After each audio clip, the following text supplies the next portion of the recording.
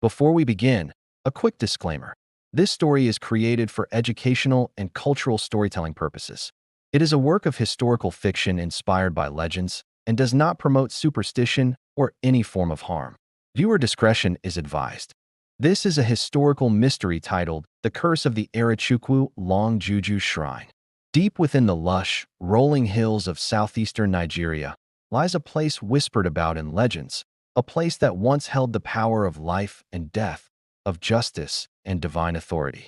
This is Arochukwu, home to one of West Africa's most enigmatic ancient sites, the Long Juju Shrine. For centuries, it was not merely a place of worship, but the final court of appeal, a feared oracle whose judgment was law. Its influence stretched across kingdoms, its name spoken with a mixture of reverence and terror. But what was the source of its immense power? And what secrets lie buried along its sacred paths? Today, we begin a journey to uncover the truth. Our story begins with Nnamdi, a young historian from the bustling city of Lagos. Unlike his peers who chase modern trends, Nnamdi is drawn to the whispers of the past, the legends of the Long Juju Shrine, a place his grandfather spoke of in hushed tones, have captured his imagination. Armed with a research grant, a digital recorder, and an insatiable curiosity, he arrives in Arochukwu, a town that feels like it's suspended in time. The air here is thick with the scent of damp earth and wood smoke. Ancient trees form a canopy over the rust-red roads, their roots weaving through the history of the land itself. Nnamdi feels a thrill mixed with a sense of apprehension.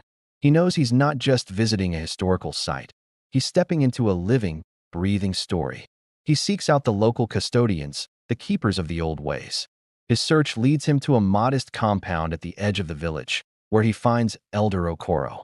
The old man sits on a carved wooden stool, his face a roadmap of time, his eyes holding a depth that seems to span generations. He listens patiently as Nnamdi explains his mission to document the history of the shrine, to separate fact from myth. Elder Okoro offers Nnamdi a kola nut, a traditional gesture of welcome, but his smile doesn't quite reach his eyes. "Young man," he says, his voice raspy like dry leaves, "knowledge is a heavy burden. The shrine of Ibini Ukpabi is not a museum. It is a spiritual place. Some paths are not meant to be walked carelessly. The spirits of our ancestors still watch." The warning hangs in the air, a subtle challenge to Nnamdi's modern sensibilities. Is it a genuine caution or just an old man's attempt to guard his culture's secrets? Nnamdi, undeterred, accepts the kola nut. He is here for the truth, whatever it may be. The next day, with a local guide arranged by Elder Okoro, Nnamdi begins his journey on the route known as the Path of Truth. This was the path that all who sought the oracle's judgment had to walk. It winds through a dense, primeval forest, a world away from the familiar sounds of the village. The sunlight filters through the thick canopy in shifting patterns, painting the forest floor in shades of green and gold. The path is narrow, hemmed in by giant ferns and ancient trees whose roots look like gnarled fingers clutching the earth. As they walk deeper, a strange transformation occurs. The constant chatter of insects and birds fades into an unnerving silence. The air grows heavy, still, and cool. Nnamdi can hear his own heartbeat, a steady drum against the quiet of the forest. The guide, a man of few words, occasionally points to strange markings on trees or moss-covered stones, remnants of a forgotten time. Nnamdi feels a primal sense of being watched, as if the forest itself is an observer to his quest. The silence is broken only by the faint, eerie sound of water flowing somewhere unseen and strange, distant echoes that seem to have no source. It's a sound that seems to carry whispers from the past. The path leads them down into a shallow valley, carved by a slow-moving river. On the other side, nestled into the base of a cliff face, is the entrance. It's not a grand temple or an imposing structure, but a dark, gaping maw in the earth, an ancient tunnel. This, the guide explains, is the gateway, the point of no return for many who entered. This is the entrance to the realm of Ibini Ukpabi, the great oracle of Arochukwu. The air at the tunnel's mouth is cold, carrying a musty, earthy smell from deep within. Nnamdi stands before it, his historian's excitement battling a growing sense of dread.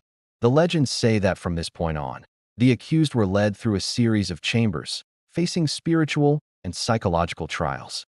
The tunnel represented a journey into the underworld, from which only the innocent could emerge. He takes a deep breath, his mind racing with the stories he's read and the history he hopes to uncover. He is standing at the threshold of one of Africa's greatest mysteries. As he prepares to take his first step into the darkness, the grave words of Elder Okoro echo in his mind, a final, chilling warning. Every seeker must be ready to face what the spirits remember. What lies within that dark tunnel? And what truths will Nnamdi uncover about the so-called curse? We tagged along with Nnamdi, a young historian, as he ventured into the thick, ancient forest, eager to uncover the legend's secrets. Now, guided by the wisdom of his ancestors, he must confront the mysteries hidden within its sacred chambers.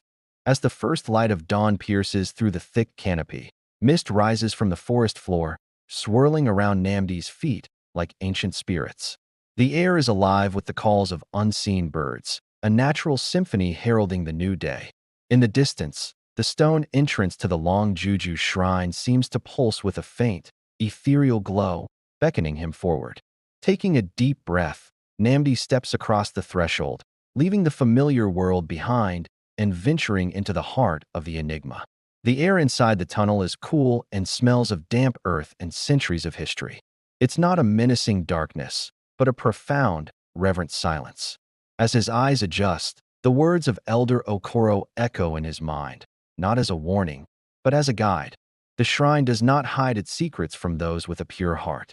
It reveals them. With renewed determination, Nnamdi ventures deeper into the winding passage, his torch casting dancing shadows on the stone walls.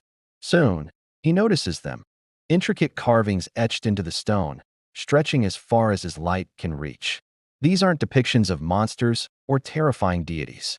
Instead, he sees symbols he recognizes from his studies: scales representing balance, an open eye symbolizing clarity, and interlocking knots signifying unbreakable bonds.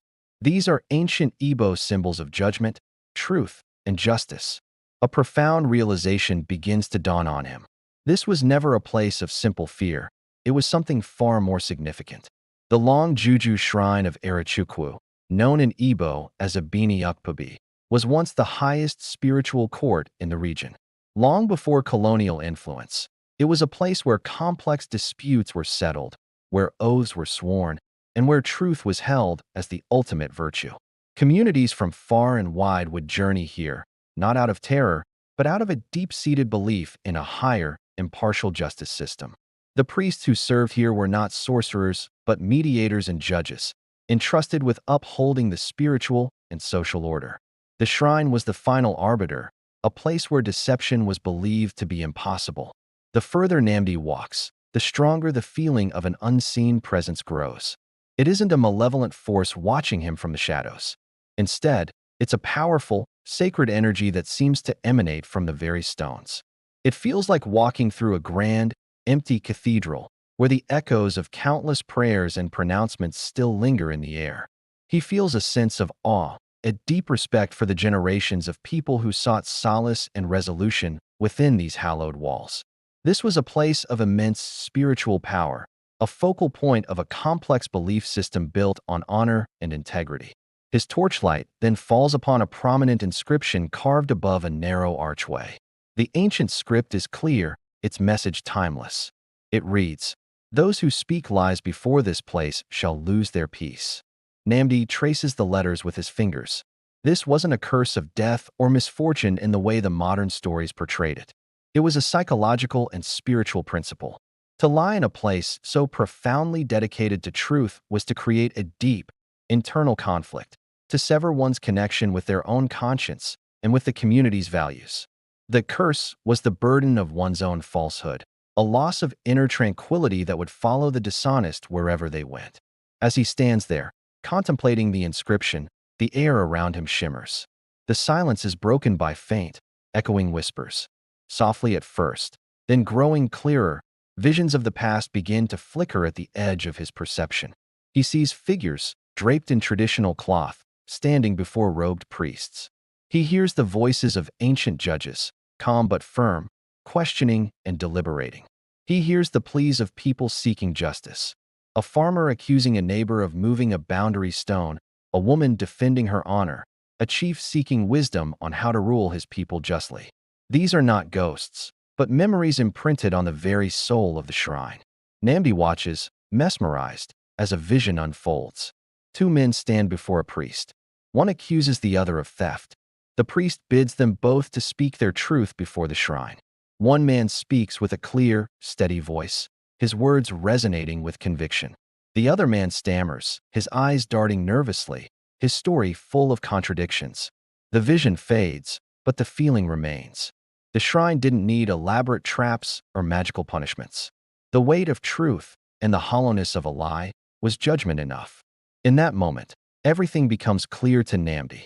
The so-called curse of the Long Juju was never about a vengeful deity or a malevolent spirit. It was a profound cultural lesson, a societal safeguard. It was a declaration that truth and justice are the cornerstones of a peaceful community. The fear surrounding the shrine was a corruption of its original purpose, twisted by time and misunderstanding. The real power of Ibini Ukpabi was its ability to remind everyone that our actions have consequences, and that integrity is a sacred duty. The greatest punishment is the loss of one's own peace of mind when that duty is forsaken. As the first true rays of dawn filter through a crack in the ceiling high above, Nnamdi turns and walks back toward the entrance. The journey out feels different. The path is no longer intimidating. It is familiar, almost welcoming. He steps out of the shrine's entrance and into the bright, morning light, blinking as his eyes readjust.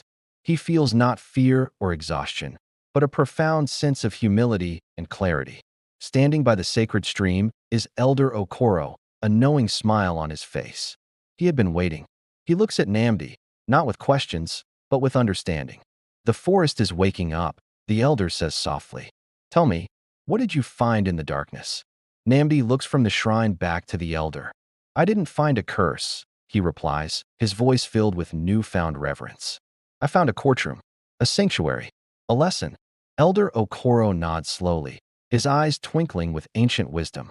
You did not find fear, my son, he says, placing a gentle hand on Nnamdi's shoulder. You found truth, and that is a discovery worth more than any treasure. The Long Juju Shrine of Arochukwu, shrouded for so long in fear and myth, remains a silent guardian of truth. Its darkened chambers and forgotten carvings are not relics of a terrifying past, but enduring symbols of our ancestors' profound belief in justice, integrity, and the sacred power of truth. It is a reminder that the most important laws are not always written in books, but are carved into the heart of a culture and the soul of its people. Thank you so much for joining us on this journey. We hope it offered a new perspective on this incredible piece of history. If you enjoyed this story, please consider liking this video and subscribing to our channel for more explorations into the rich tapestry of our world's cultures. Stay curious and stay safe.